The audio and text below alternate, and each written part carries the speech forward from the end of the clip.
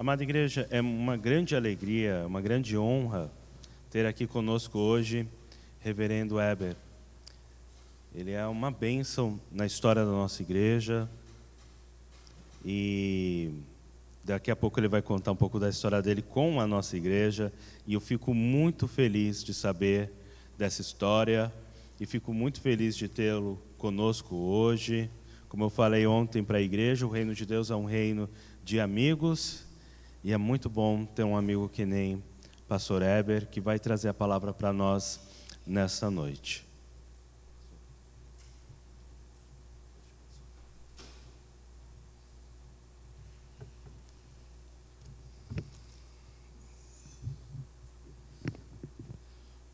Muito boa noite, meus queridos irmãos e irmãs, que a graça e a paz de Cristo Jesus esteja em nossos corações nessa noite de forma abundante. É com muita alegria, com muito entusiasmo e também com muita saudade, por que não dizer, que eu ocupo este púlpito nesta noite e com os irmãos e irmãs experimento esse momento tão intenso de culto a Deus e comunhão uns com os outros, falando deste lugar sagrado depois de 48 anos. E é exatamente esta minha conta, eu acho que ela não está errada, porque a última vez que eu ocupei este púlpito, eu era um seminarista de 4º ano, terminando o meu curso de teologia e cumprindo aqui na primeira igreja o meu período de estágio, que foi cumprido, se eu não estou enganado, se minha memória não falha, nos anos de 76 e 77, especialmente em 1977, sob a orientação do saudoso reverendo Paulo Martins de Almeida. E foi um tempo muito especial na minha vida, reverendo Maurício. Foi um momento muito especial quando aqui convivi com os irmãos e irmãs da primeira igreja de Santos há quase 50 anos. E é lugar comum dizer o que eu vou dizer, mas eu tenho que falar, né? Parece que foi ontem. Porque são tão vívidas as memórias, né, daquele tempo, daqueles irmãos e irmãs tão queridos, muitos que não estão mais conosco.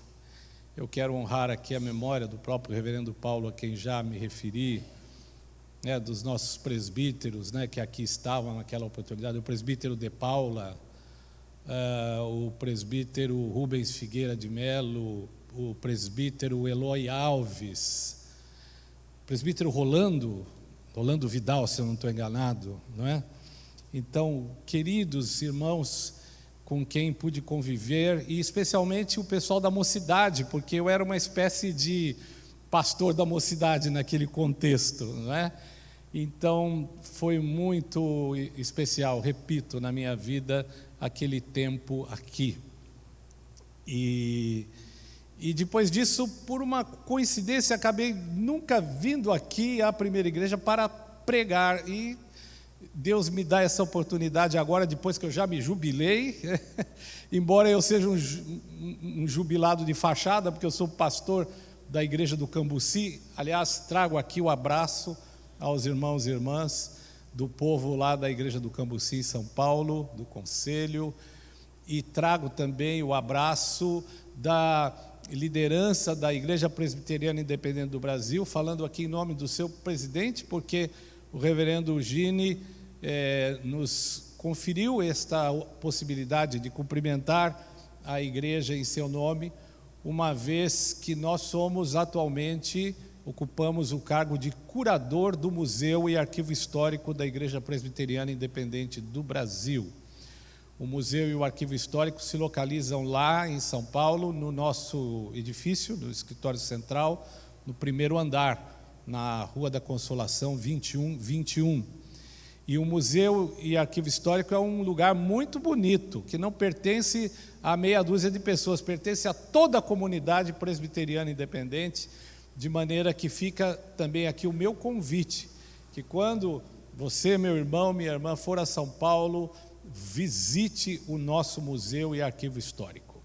Ele está aberto de segunda a sexta-feira, lá no nosso escritório central, no nosso prédio, e nós recebemos, geralmente aos sábados, visitas de igrejas, e fazemos lá um programa de visita monitorada. Tem muita coisa bonita, muita coisa especial da nossa igreja, dos nossos pastores, das nossas lideranças, do nosso povo, nestes 122 anos de história da IPI do Brasil e nesses 107 anos de história da nossa primeira igreja de Santos, que, aliás, eu amo muito. O povo que aqui está representado, esse lugar, esse espaço, esse templo, que é um dos mais lindos templos que a nossa igreja tem em todo o Brasil, e é muito elogiável da parte dos irmãos e irmãs ver como vocês cuidam tão bem desse lugar lindo,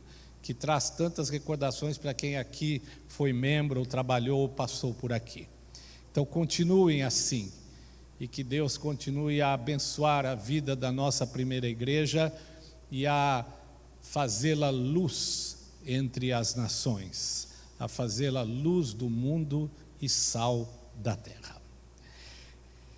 Quero compartilhar com vocês, meus queridos irmãos e irmãs, a palavra de Deus nesta noite, e convido a vocês a abrirem suas Bíblias no Evangelho de Marcos. Você pode abrir a sua Bíblia, se a tem aí, né, no exemplar físico, se tem na internet, no seu celular, é a Bíblia também, né? Não tem problema, e como ela está aí com você, o importante é que a gente acompanhe. Marcos capítulo 11, do versículo 12 ao versículo 14, é um pequeno texto do Evangelho de Marcos, Marcos 11, 12 a 14. E assim lemos: no dia seguinte, quando saíram de Betânia, teve fome, e vendo de longe uma figueira com folhas, foi ver se nela, porventura, acharia alguma coisa. Aproximando-se dela, nada achou senão folhas, porque não era tempo de figos. Então lhe disse Jesus: nunca jamais coma alguém fruto de ti. E seus discípulos ouviram isso. Lemos Marcos 11, do verso 12 ao verso 14.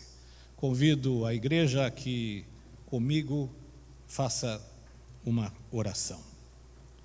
Senhor, nosso Deus e nosso Pai, nós te somos imensamente gratos pelo privilégio de estar aqui na tua casa.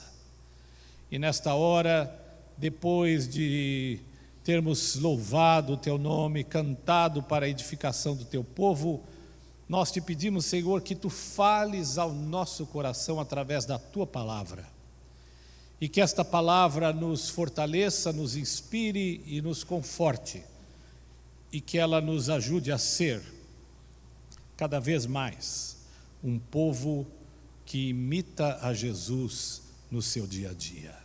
É o que nós te pedimos, em nome deste mesmo Cristo, nós dizemos amém. Amém.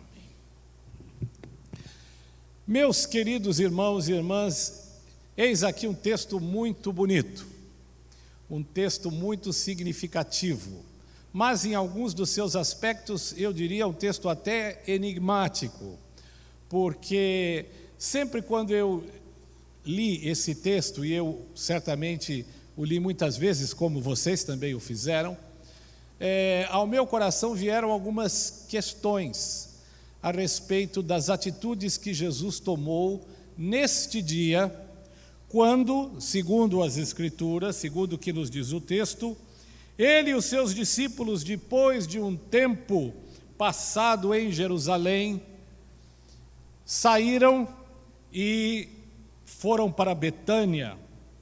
E no dia seguinte, saindo de Betânia, prosseguiram a sua caminhada, a sua viagem. Aliás, Jesus era esse tipo de pregador, que não se detinha muito tempo em um único lugar, mas que, para cumprir a própria promessa que havia feito diante do Pai, tornara-se ele um pregador itinerante do reino dos céus. E através da sua itinerância, Jesus abençoava não só a Judeia, mas toda aquela região que inclusive extrapolava a própria Judeia, saindo para as nações ou regiões vizinhas, com a palavra da salvação a alcançar todos os corações e com as suas ações, muitas vezes miraculosas, mas sempre abençoadoras, transformando e mudando o rumo da vida de tanta gente.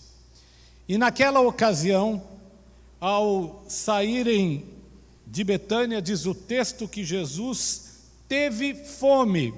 E esta é uma das primeiras questões que sempre me intrigou, não é? Por que é que Jesus não comeu antes de sair de Betânia? Talvez por alguma razão, por estar com pressa, enfim, a gente não tem essa resposta, mas o fato é que provavelmente saindo cedo para a sua caminhada com os discípulos, diz o texto, Jesus teve fome. E diferentemente dos nossos dias, não havia nenhum tipo de supermercado, não havia nenhum tipo de padaria, onde eu parei aqui pertinho, antes de vir aqui para a igreja. Não havia qualquer tipo de comércio que pudesse matar a fome de Jesus, onde ele pudesse tomar um lanche. E ele fez aquilo que era o costume dos viajantes, ou seja, examinar a beira da estrada para saber se alguma árvore na beira daquela estrada lhe forneceria algum fruto que pudesse saciar a sua fome. A questão é que naquela região da passagem de Jesus, ali na Judeia, não havia muita árvore. Eram raras as árvores frutíferas, por serem aqueles solos que não permitiam, por sua pobreza físico-química, não permitiam que nascessem árvores tão frondosas como essa que nós temos aqui muitas vezes nos caminhos, não é? Nas estradas, que a gente tem as mangueiras, as goiabeiras, não é? Mas lá praticamente nada. Mas Jesus estava com fome e ele insistiu na sua procura. Quando diz o texto, ele viu de longe uma árvore, uma figueira, e aquela figueira atraiu a sua atenção. E por que aquela figueira atraiu a sua atenção? Porque diz o versículo 13, que era uma figueira com folhas. Portanto, naquele ambiente seco, naquele ambiente empoeirado, havia uma árvore ao alcance da vista de Jesus. E não era uma árvore desprovida de possivelmente saciar a fome de Jesus, porque Jesus a enxergou ao longe, porque ela não era somente galhos, ela era galhos que tinham folhas, e provavelmente muitas folhas. E Jesus, nos diz o texto, foi em direção àquela árvore, faminto que estava, para ver se acharia ali um fruto que o atendesse.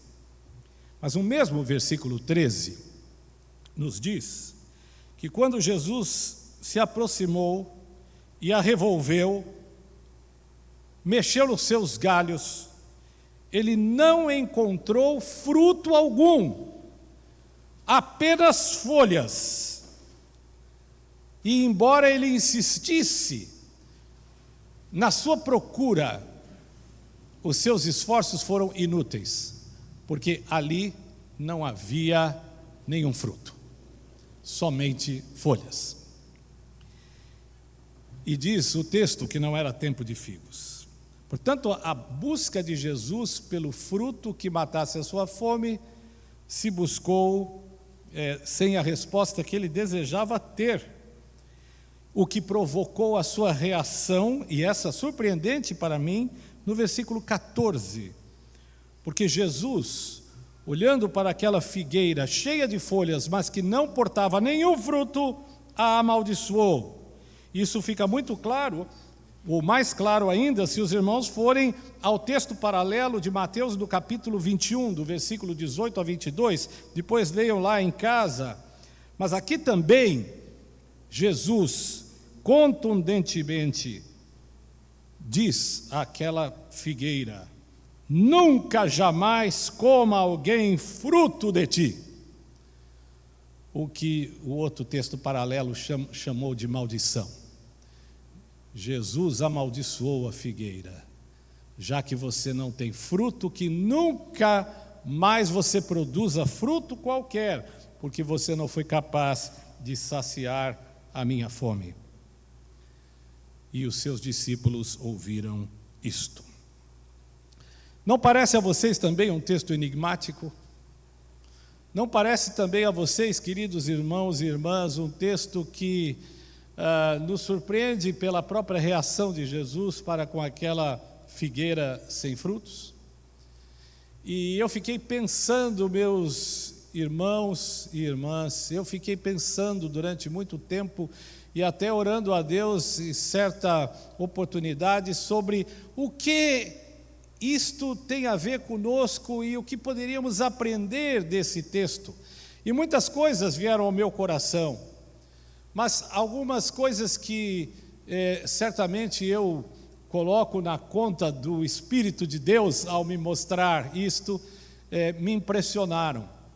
E eu quero compartilhar isto com os irmãos muito rapidamente, aproveitando esta oportunidade tão rica de comemorar, de celebrar com vocês os 107 anos da primeira igreja presbiteriana independente de Santos.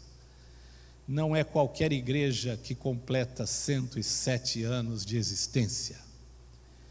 E esta igreja está de parabéns, porque até aqui o Senhor tem ajudado, tem amparado, tem usado a Igreja Presbiteriana Independente de Santos. Nesta jornada, nesta caminhada extraordinária de 107 anos, 107 anos em que daqui deste púlpito se pregou a palavra de Deus, 107 anos nos quais o povo desta igreja deu testemunho do Evangelho a tanta gente, a tantas pessoas desta cidade e fora dela, porque eu me lembro muito bem que no tempo em que trabalhei aqui, reverendo Maurício, a igreja tinha suas congregações, e eu, como seminarista obediente, também atendia as congregações. Eu me lembro do Getsemane ali, pertinho do cemitério ali, né, lá, Areia Branca, isto mesmo, que depois o Getsemane se tornou igreja também, né? Me lembro das congregações de Pedro Barros e Miracatu, e eu fui com o reverendo Paulo algumas vezes. Quando ele ia no domingo, eu ia junto, e nós tínhamos lá o trabalho da congregação de Pedro Barros, que era quase que uma congregação rural, que eu nem sei se existe ainda. E Miracatu, que era uma igreja que eu já tinha ouvido falar, porque minha avó materna, quando entrou para o magistério público, ela começou o seu trabalho em Miracatu, e ela morava em Ribeirão Preto, né? E acabou indo para Miracatu para trabalhar. Então, quando eu fui para lá, eu já tinha uma história para contar de Miracatu. Mas eu estou dizendo isto, e poderia contar muitas outras coisas, porque Deus trabalha na nossa história, e Deus tem trabalhado na história da primeira igreja de Santos. E ao completarem-se os 107 anos de existência dessa igreja, eu digo aos irmãos e irmãs o seguinte: há muita história ainda por fazer, há muitas páginas desta história por escrever. Muitas vezes nós nos acomodamos, muitas vezes nós até achamos que já obtivemos a nossa aposentadoria como filhos e filhas do Altíssimo e como igreja de Jesus Cristo. E na verdade, Jesus, que é o Senhor da igreja, não nos dá férias, não nos aposenta nunca, porque fomos chamados para dar um testemunho. E se essa igreja está plantada aqui, em Santos, e ela é a nossa primeira igreja da denominação nesta cidade, é porque ela continua a ter um papel importante a desempenhar na pregação do reino de Deus. É por isso que esse texto me desafia, porque eu penso que há um paralelo entre ser esta árvore aqui, no caminho de Jesus, e ser esta igreja aqui, plantada nesta praça Belmiro Ribeiro, número 1. Não é isso? Plantada numa praça. E evidentemente que isto é simbólico, porque embora esse templo seja maravilhoso e o endereço aqui seja Praça Belmiro Ribeiro, número 1, a igreja, na verdade, somos nós. São vocês que estão aqui assentados, sou eu, são aqueles que não puderam vir ao culto. São certamente nossos filhos e netos, que talvez não estejam aqui, ou algumas pessoas que estejam afastadas, mas que continuam a pertencer à família de Deus, e pelos quais nós oramos para que se juntem conosco nos esforços de proclamação da palavra de Deus a esta cidade tão querida, tão especial que é a cidade de Santos. As cidades vizinhas, há tanta gente que espera o nosso testemunho, o poderoso testemunho da palavra de Deus. Existe um paralelo entre esta árvore aqui e a nossa igreja aqui. E eu gostaria de ser bem rápido e resumir este paralelo. Em primeiro lugar, queridos irmãos, Jesus, na sua necessidade de se alimentar, viu que havia uma árvore plantada no seu caminho. E a igreja é exatamente isto: uma árvore que Deus planta no caminho das pessoas. Uma árvore que Deus planta no caminho dos famintos. E eu quero tomar a liberdade de usar a figura de Jesus faminto aqui, como uma espécie de mote, para falar de tantos e tantos famintos que estão no caminho e que só podem ter a sua fome saciada se encontrarem no seu caminho uma árvore frutífera.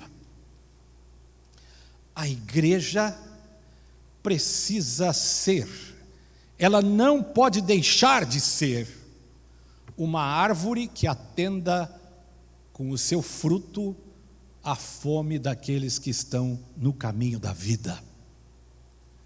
E é por isso que nós não nos aposentamos, é por isso que nós não deixamos o nosso compromisso como servos e servas de Deus, porque muitas vezes nós gostamos de ser filhos e filhas de Deus, porque sabemos que Deus abençoa seus filhos e filhas, mas nem sempre nós nos ligamos naquela também firme convicção de que somos servos de Deus. Vamos nós trabalhar, somos servos de Deus, diz o hino. Quantas e quantas vezes já cantamos isto? Mas não podemos nos esquecer que de fato nós somos trabalhadores na obra de Deus. E há uma seara, há um trabalho a ser realizado. E esse trabalho a ser realizado nos compete fazer, queridos irmãos e irmãs, nos 107 anos de vida da primeira igreja de Santos. Nós precisamos ser uma árvore plantada no caminho dos famintos, e não podemos nos esconder. Não há outra opção para nós a não ser nos plantarmos neste caminho de maneira a atender à expectativa dos que têm fome. E a fome aqui, podem pensar nas suas diversas modalidades, desde a fome real, que machuca o estômago por causa do vazio, da falta de comida, né? Da falta de alimento, até a fome da alma, até as necessidades espirituais mais profundas e as angústias mais tremendas que tomam conta da vida das pessoas. O povo de Deus é a árvore que se planta no caminho dos famintos. E tantas vezes nós queremos que Deus mate a nossa fome, mas esquecemos que Deus nos colocou aqui para matar a fome dos outros também. Há uma missão que nos compete realizar, mas nós só realizaremos essa missão se estivermos à vista dos famintos, se eles nos enxergarem, se eles souberem que nós temos conosco o pão da vida, a água da vida, para matar a fome das pessoas e saciar a sua sede. Um segundo aspecto que eu gostaria de compartilhar com os irmãos é que, ao ter a sua atenção chamada por aquela árvore que tinha folhas, eu fico pensando que muitas vezes, queridos irmãos, as pessoas até nos veem por causa das nossas folhas. As folhas são importantes? São, claro. Elas são uma manifestação de vida.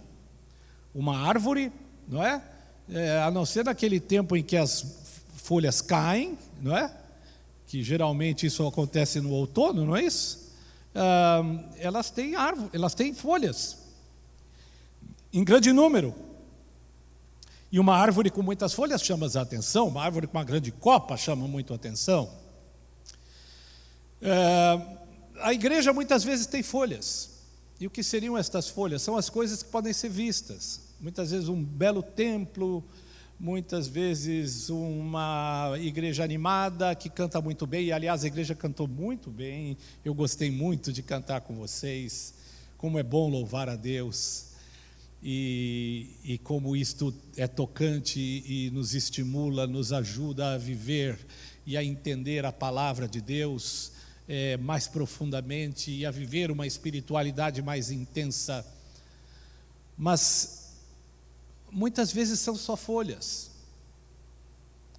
A gente pode confundir, e isto acontece comumente, a nossa vida devocional ordinária, ou seja, de todo domingo, com a vida que tem a ver com a nossa responsabilidade para com Deus.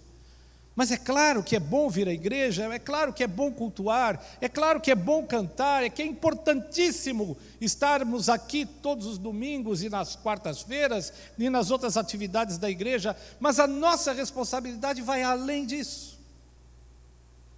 E nós não podemos nos esquecer disso. Não podemos nos esquecer que a nossa responsabilidade vai além das folhas.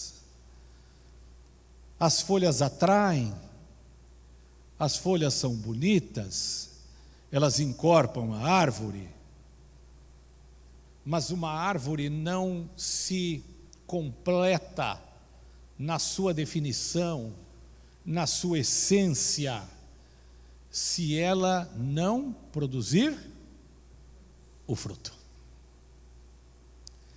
Ela só se completa na sua essência, repito, se ela produzir o fruto. E Jesus teve a sua atenção chamada por aquela árvore cheia de folhas, linda, e que ao longe podia ser vista, chamando a atenção, portanto. Mas ao chegar àquela árvore a revolver os seus galhos Jesus se decepcionou porque ali ele não encontrou sequer um fruto.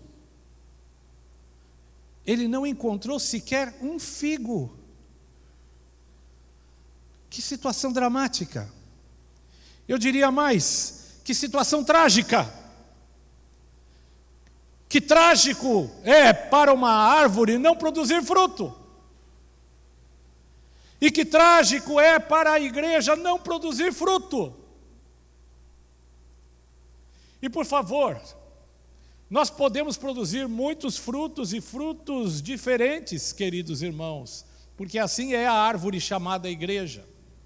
O fruto pode ser trazer alguém, evangelizar alguém, mas o fruto pode ser também ter um povo que exercita os seus dons na igreja, oferece a Deus os seus dons, oferece a Deus os seus recursos, compartilha o amor, compartilha a amizade, a solidariedade, dá testemunho da palavra de Deus, não aqui, entre as quatro paredes deste nosso lindíssimo templo,